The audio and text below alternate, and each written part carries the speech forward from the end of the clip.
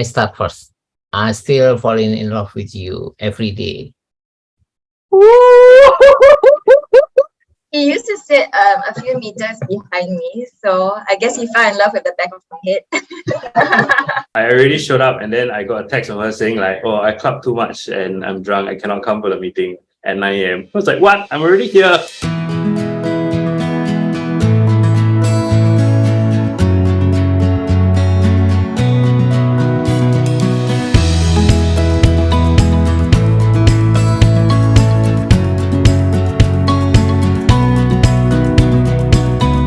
That lunch part, that tea break part, you're not scared that you don't have a kaki lah, that you want to complain about somebody, perhaps, from the same department that you want to not to say, like discuss more about, then you can always find someone to turn to. There's also a lot of like cross-sharing, of learnings, because I was doing something completely different, she was doing something completely different.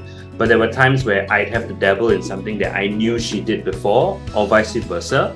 And she would be able to share with me some advice or me the same. We're able to do the life side of life in the same way or in a similar way. Because, for example, our hours are fairly similar.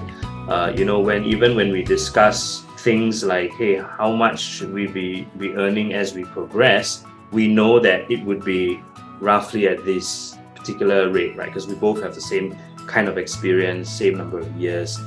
So planning life, being in the same industry is, I guess, a little bit easier. We understand our working culture. We can exchange our ideas. One of us has a problem at work.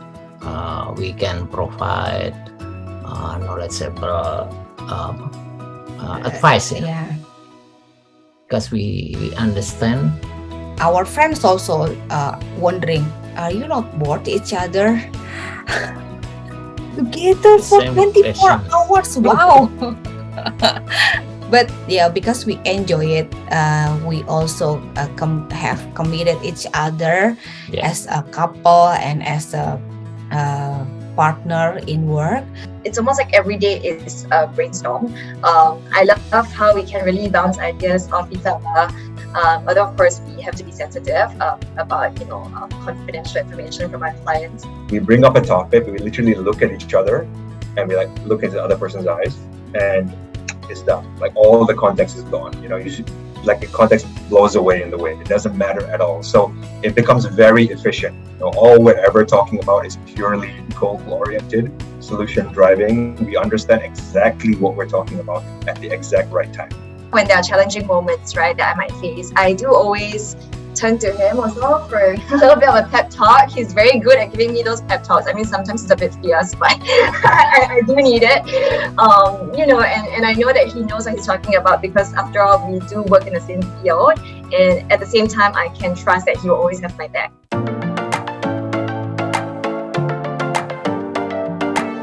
Challenges, I think in the initial years, right, it gets very competitive. If we start chatting about work, we start to compare who is doing better or not.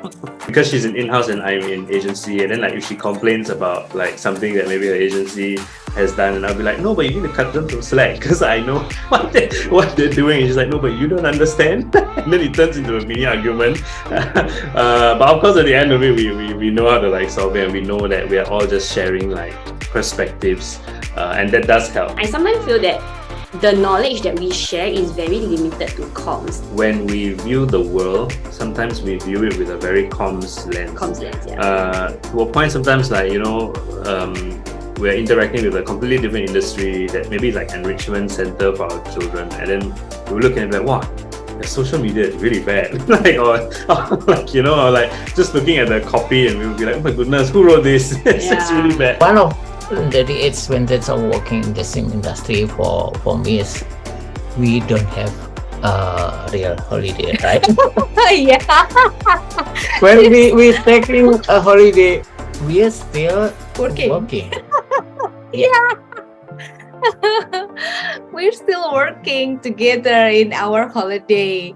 So my parents, my dad have ever said that when are you having holiday? You're still working. But we happy. Yeah, we enjoyed it. We enjoy. it's a very close-knit network, right? Everybody knows everybody in PR and communication. Sometimes when we hang out with these people, we hang out with our colleagues, like my colleagues or her colleagues, because we're all friends.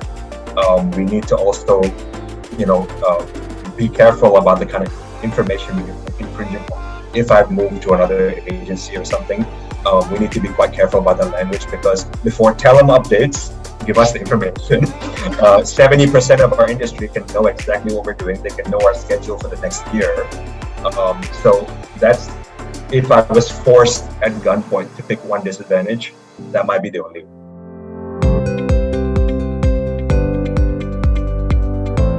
You said to me that I have to have time management. Journalist culture. Be organized in time. She said like that. The best advice for me, and not only in work but also in life, is you can do it, and I got your back. Yeah, I got your back. No worries, I got your back. It's quite strong for me. Maybe one thing that Abe does really well is to ask specifically for salary and money. How I usually do it is I don't ask, because I believe that the employer will see my hard work and remunerate me to what it should be. And Abe's advice is no, you should always ask, because you are what you are worth and you need to ask for it. And so, one day, in one of the jobs that I applied for, seriously, I asked for it and I got what I asked for. And he was like, see, if you don't ask, you don't get it, right? So I think that's one great advice. Always see the other person's perspective, because you don't know what they're going through. And that's helped me a lot. And it's helped me also be kind of less aggressive, be a lot more empathetic. Whether it's to clients, to partners, to my own team, I think that advice has always helped me to always try to understand what the other person is going through. He's able to point out areas that might be a blind spot for me in terms of how to address some specific stakeholders' needs. So I really, really appreciate that additional perspective that he brings. A lot of the advice that I seek and that I gain a lot of value from are based on her strengths. She'll always ask, how can I do this better? How can I be better at this? So I guess to directly answer your question of the best advice, it would be along those lines. When I find myself in the same situation where I have to dissect things and properly, get a thought flow process and then focus on the details and embody her work ethic, I'll ask her, and then it becomes much more clear in my mind.